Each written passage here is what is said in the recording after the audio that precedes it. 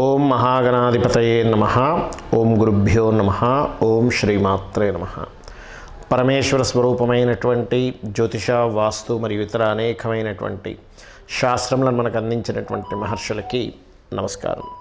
హయగ్రీవ హయగ్రీవ హయగ్రీవేతి యో వదేత్తస్య నిస్సరతే వాణి జహ్నుకన్యా ప్రవాహవత్. అరుణాం కరుణాతరంగితాక్షీం ధృతపాశాంకుశపుష్పబాణచాపాం అనిమాదిభిరావృతాం మయూకైః అహమిత్యేవ విభావయే భవానీం. శ్రీమాత్రే నమః. మనం ఈరోజు చెప్పుకోబోయేటువంటి టాపిక్ ఏమిటి అంటే, మే 2వ తేదీ నుంచి గురువు మారనున్నాడు. మరి మేలో మారితే ఇప్పటి నుంచి ఎందుకు చెప్తున్నారండి అంటే, ఇప్పుడు కూడా లాంగ్ టర్మ్ ప్లానెట్స్ అంటారు. అంటే లాంగ్ టర్మ్లో ఎక్కువ కాలం ఒక రాశిలో ఉంటాయి. అవి ఇంకో 2 నెలల్లో మారబోతుంది. కాబట్టి ఈ 2 నెలల తర్వాత మారబోతుంది. కాబట్టి ప్రతి గ్రహము కూడా, అంటే అందులో చిన్న గ్రహాలు అంటే షార్ట్ టర్మ్గా తిరిగేటువంటివి ఉంటాయి, ఎక్కువ కాలం ఒక్కొక్క రాశిలో ఉంటాయి. అందులో గురువు ఒకడు. అంటే గురుగ్రహం మనకి సంవత్సర కాలం, సంవత్సరం మీద ఇంకొన్ని రోజులు ఎక్కువే ఉంటాడు ఒక్కొక్క రాశిలోని. అదేవిధంగా శని 2.5 రోజులు, రాహువు కేతువు 1.5 సంవత్సరాలు ఉంటారు. వీటి ఇంపాక్ట్ కూడా మీ లైఫ్లో పెద్ద పెద్ద ఇన్సిడెంట్స్కి ఉంటుంది, పెద్ద పెద్ద నిర్ణయాలు తీసుకోవడానికి. అంటే ఎటువంటివి? వివాహం కావచ్చు, గృహ సంబంధించినటువంటి గృహము వాహనం తీసుకునేటువంటి విషయాలు కావచ్చు, విద్యా సంబంధించిన విషయాలకు కావచ్చు, అదేవిధంగా సంతాన సంబంధించిన విషయాలు కావచ్చు, ఇన్వెస్ట్మెంట్స్ రిలేటెడ్ సంబంధించిన విషయాలు కావచ్చు, ఆరోగ్య సంబంధించిన విషయాలు కావచ్చు. వీటన్నిటి మీద కూడా ఈ యొక్క ముఖ్యంగా ఈ గురుగ్రహం యొక్క ఇంపాక్ట్ అనేటువంటిది ఎక్కువగా ఉంటుంది, గుర్తుపెట్టుకోండి. అయితే ఇప్పుడు మనం ప్రతి లగ్నానికి చెప్పుకోబోతున్నాం. ఈ చెప్పుకోబోయేటువంటి అంశంలో ఒక విషయం మీరు ముఖ్యంగా గుర్తుపెట్టుకోండి. అదేమిటి అంటే, మీకు గనక మీ జన్మజాతకంలో విపరీత రాజయోగాలు, నీచభంగ రాజయోగాలు, మంచి ధనయోగాలు నడుస్తుంటే, ఈ గురువుకు సంబంధించిన దాంట్లో ఏదైనా నేను మీకు చిన్నపాటి మైనస్ ఉన్నట్టుగా చెప్పినట్లయితే కూడా మీరు దాన్ని ఏం పట్టించుకోవాల్సిన అవసరం లేదు, గుర్తుపెట్టుకోండి. ఓకే. కాకపోతే గురు సంబంధించినవి చెప్పినవన్నీ కూడా పాజిటివ్గానే వస్తాయి ఇక్కడ, అందులో ఎటువంటి సందేహం లేదు. సో మనం ఒక్కొక్క లగ్నరీత్యా, లగ్నం తెలియని వారి రాశిరీత్యా మనం తెలుసుకుందాం. వృషభ లగ్నము, వృషభ రాశి వారికి ఈ యొక్క గురువు యొక్క సంచారం ఎటువంటి విషయాల్లో మీకు అనుకూలత ఉంది అనేటువంటిది చూసుకున్నట్లయితే, అయితే గురువు ఎప్పుడు కూడా రాశిలో సంచరించేటప్పుడు రాశి వారికి అయితే కొంతవరకు మానసిక ప్రశాంతత అనేటువంటిది జరుగుతుంది, గుర్తుపెట్టుకోండి.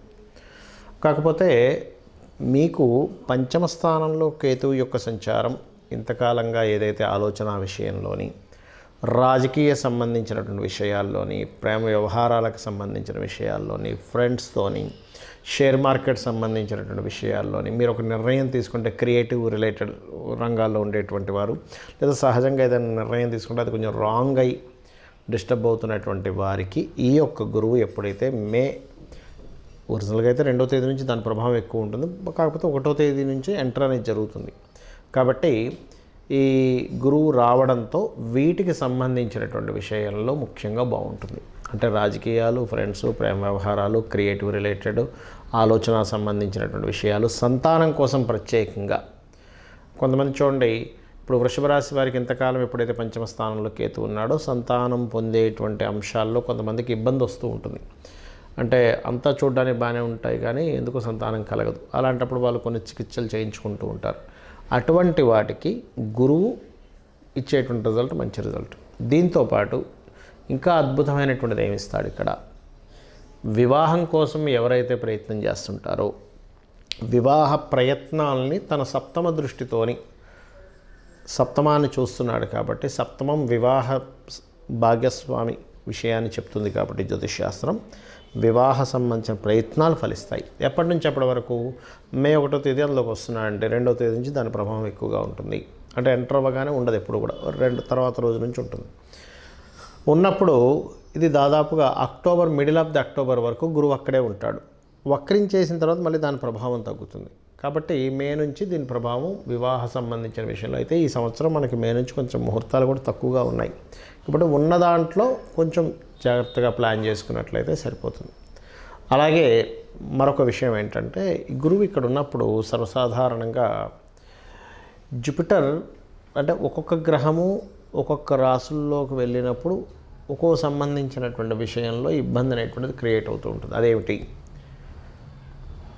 అప్పుల విషయంలో వృషభ రాశి వారు ఎవరికైనా మనీ అప్పుగా ఇవ్వడం కానీ, అప్పు తీసుకోవడం కానీ, ఈ యొక్క అంశాల్లో మాత్రం చాలా కేర్గా ఉండాలి. గుర్తుపెట్టుకోండి, అప్పుల విషయం చాలా చాలా కేర్గా ఉండాలి. అంటే అది అందులో పర్టికులర్గా గుర్తుపెట్టుకోండి, గురువారాలు పొరపాటును కూడా అప్పు ఇవ్వకండి. ఇది కేవలం ఓన్లీ వృషభ రాశి వారికి మాత్రమే వృషభ లగ్నం వారికి మాత్రమే వర్తిస్తుంది, అందరికీ కాదు. ఇది కేవలం వృషభ లగ్నంలో జన్మించినటువంటి వారికి.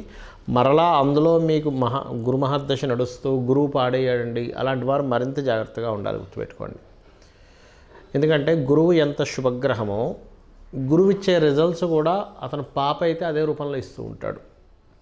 కాబట్టి ఈ విషయంలోని అంటే ఒక్కోసారి ఏం చేస్తారంటే చాలామంది ఓవర్గా అప్పులు చేసేస్తారు. అంటే దానికి ఎంత ఫండ్ కావాలి, ఎంత అవసరము, ఎంత అప్పు చేయాలి, దానికి మళ్ళీ ప్రతి నెల ఇంత కట్టాలి కదా అనేటువంటి క్యాలిక్యులేషన్ సరిగ్గా వేసుకోకుండా ఓవర్గా అప్పులు చేస్తారు. కాబట్టి గురువు ఈ రాశిలో, వృషభంలో మీ రాశిలో సంచరిస్తున్నంత కాలం మీరు చేయవలసినటువంటి ముఖ్యమైనటువంటి జాగ్రత్త ఏమిటంటే అప్పులకు సంబంధించిన విషయంలోని మీరు ఎవరికైనా లోన్ ఇవ్వడం, లోన్ తీసుకోవడం, మీరు మధ్యవర్తిత్వంగా ఉండడం, ఇటువంటి విషయాల పట్ల చాలా చాలా కేర్గా ఉండాలి.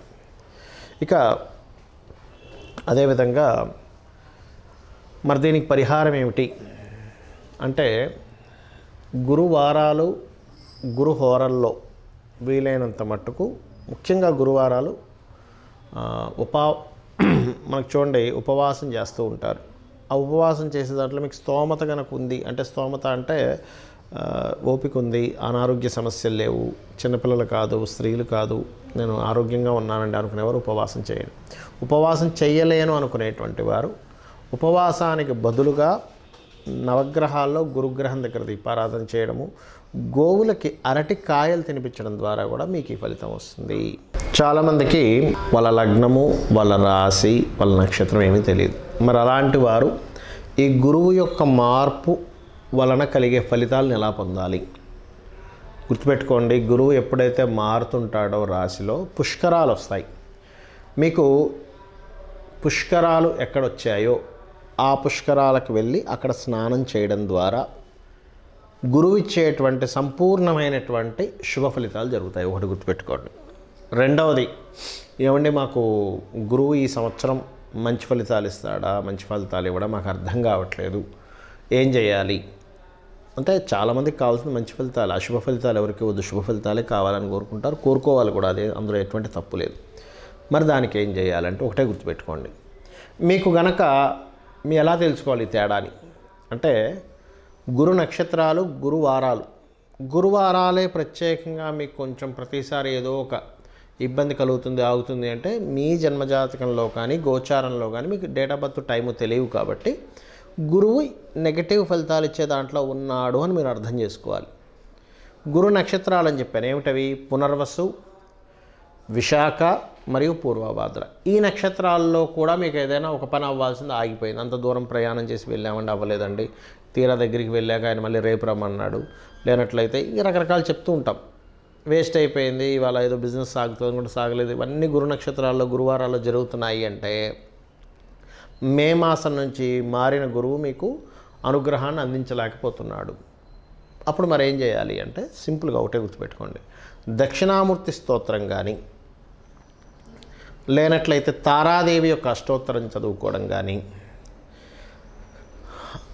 జయ గురుదత్త, శ్రీ గురుదత్త అనే నామస్మరణ కానీ, దిగంబర శ్రీ పాదవల్లభ దిగంబర అనేటువంటి నామస్మరణ చేసినా కూడా గురువు యొక్క అనుగ్రహం పరిపూర్ణంగా కలుగుతుంది. లేదండి మీకు దగ్గరలో మీకు విద్య నేర్పినటువంటి గురువులు ఉంటారు, వాళ్ళకి ఏదైనా వస్త్రదానం ఇచ్చి వాళ్ళకి కాళ్ళకి నమస్కరించుకోవడం, లేదా ఎక్కడో ఉంటానండి, నేను అమెరికాలో ఉంటాను, మా గురువుగారేమో ఇండియాలో ఉంటారు, మాకు తెలియదు అంటే మాకు తెలియదు అంటే ఇన్ సెన్స్ మేము కలవలేము, పరిస్థితి, ఆయన ఎక్కడున్నాడో కూడా తెలియదు. ఇప్పుడు ఒకప్పుడు మాకు నేర్పించారు కానీ ఇప్పుడు ఆయన ఎక్కడున్నాడో ఆయన డేటా, ఆయన ఫోన్ నెంబర్ కానీ ఆయన విషయాలు మాకు తెలియకుండా అయిపోయాయి అనుకుంటే కనీసం అతను స్మరించుకొని అతని పాదాలకు నమస్కరించుకున్నా కూడా గురువు యొక్క అనుగ్రహం పెరుగుతుంది. ఇది గుర్తుపెట్టుకోండి. అదేవిధంగా గురువారాలు మీకు ఎఫెక్ట్ ఎక్కువగా వస్తుందంటే గురువారాలు ఉపవాసం ఉండండి, గురువారాలు దానం చెయ్యండి. ఎటువంటి దానాలు ఇవ్వాలి? శనగలు, పసుపు రంగు వస్త్రము దానంగా ఇవ్వండి. అదేవిధంగా గురువారాల పూట గోవులకి అరటికాయలు తినిపించండి. పసుపు, గంధము లాంటి పదార్థాలని మీరు దానంగా ఇవ్వండి ఆలయాల్లో. అదేవిధంగా పసుపు వర్ణము కలిగినటువంటి పుష్పాలతో దక్షిణామూర్తిని సేవించండి. ఇవన్నీ కూడా ఏం చేస్తాయంటే గురుగ్రహ సంబంధించినటువంటి ఏవైతే మీకు నెగటివ్గా ఎఫెక్ట్స్ వస్తున్నాయో అవన్నీ తగ్గిస్తుంది. అలా అని చాలామంది తెలియక ఏం చేస్తారంటే, ఏమంటే నాకు గురువు బాలేడు అందుకే నేను కనకపుష్యరాగం పెట్టేసుకున్నాను అంటాడు. అలా పొరపాటును కూడా చెయ్యకూడదు. ఎందుకంటే చెప్తాను చూడండి. మీ దగ్గర కొన్ని కూరగాయలు ఉన్నాయనుకుందాం, వంకాయలు ఉన్నాయనుకుందాం, అంటే చిన్న ఎగ్జాంపుల్ కోసం. అందులో పుచ్చిపోయినవి, పాడైపోయినవి ఉంటాయి, బాగున్నవి ఉంటాయి. ఇప్పుడు మీరు పుచ్చిపోయినవి వండుకొని తింటారా, బాగున్నవి తింటారా? బాగున్నవే తింటాం. ఎందుకంటే పుచ్చిపోయినవి ఎందుకు తినము అంటే, అమ్మ పుచ్చిపోయినవి ఎలా తింటామంటే కడుపులోకి వెళ్తుంది, ఇబ్బంది కదా అని కదా. మరి గురువు మీకు పాడు చేస్తున్నప్పుడు గురువారాలు ఉపవాసం ఉండాలి, అంటే వదిలేయాలి కొన్నిటిని. గురువుకు సంబంధించినటువంటి దానాలు ఇవ్వాలి. అంతేగాని గురువు గ్రహానికి సంబంధించినటువంటి రత్నధారణ చేయకూడదు. రత్నం అనేటువంటిది ఏంటంటే ఆ ఎనర్జీని ఇచ్చేటువంటిది. ఇప్పుడు మీకు ఆల్రెడీ నెగటివ్ ఫోర్స్ రూపంలో గురుగ్రహానికి సంబంధించింది వస్తుంది. అలాంటప్పుడు మీరు తీసుకొచ్చేసి మళ్ళీ రత్నం పెట్టుకుంటే ఎలాగా? అది ఇంకొంచెం పెరుగుతుంది దాని ప్రభావం అనేది. సాధారణంగా చాలామందికి ఏంటంటే రత్నము ఏది ధరించాలో చాలామందికి తెలియదు.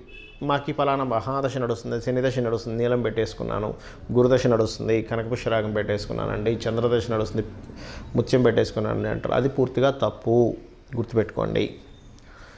చలికాలం నడుస్తుందండి అందుకని ఐస్ క్రీమ్ తింటున్నాను అంటారు ఎవరైనా. ఎందుకంటారు? చలికాలం అండి చల్లగుంది కాబట్టి నేను ఐస్ క్రీమ్ తినేస్తున్నాను అన్నారు కదా.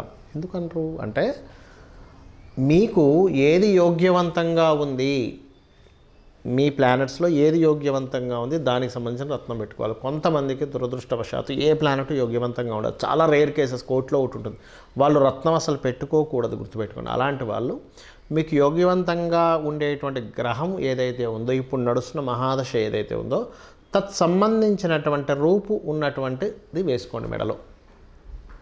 లేదా రుద్రాక్ష వేసుకోండి. రుద్రాక్షకి నో సైడ్ ఎఫెక్ట్స్. ఆ రుద్రాక్షలో కూడా కెరీర్ కోసం దశముఖి వేసుకోండి, వ్యాపార లాభం కోసం 11 ముఖి వేసుకోండి.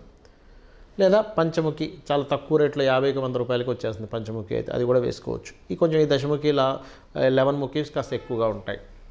వీటన్నిటికంటే కూడా నేను మీకు చెప్పేది ఒకటే, ఇవన్నీ నాకేమీ తెలియవు. ఈ గోచారము, వాస్తు, గ్రహాలు, నక్షత్రాలు, గురువు మారాడా, శని మారాడు, ఇవేమీ నాకు తెలియవు స్వామి. నువ్వే నాకు దిక్కు, నేను నిన్నే అన్నిట్లో చూసుకుంటూ నా పని నేను చేసుకుంటూ వెళ్ళిపోతాను అనుకునేటువంటి వారికి వీటితోని సంబంధం లేదు. ఆ లలితాంబిక అమ్మవారి పాదాలు పట్టుకొని మీ ప్రయాణం సాగించండి, అన్ని విధాలు బాగుంటుంది. శ్రీమాత్రే నమః.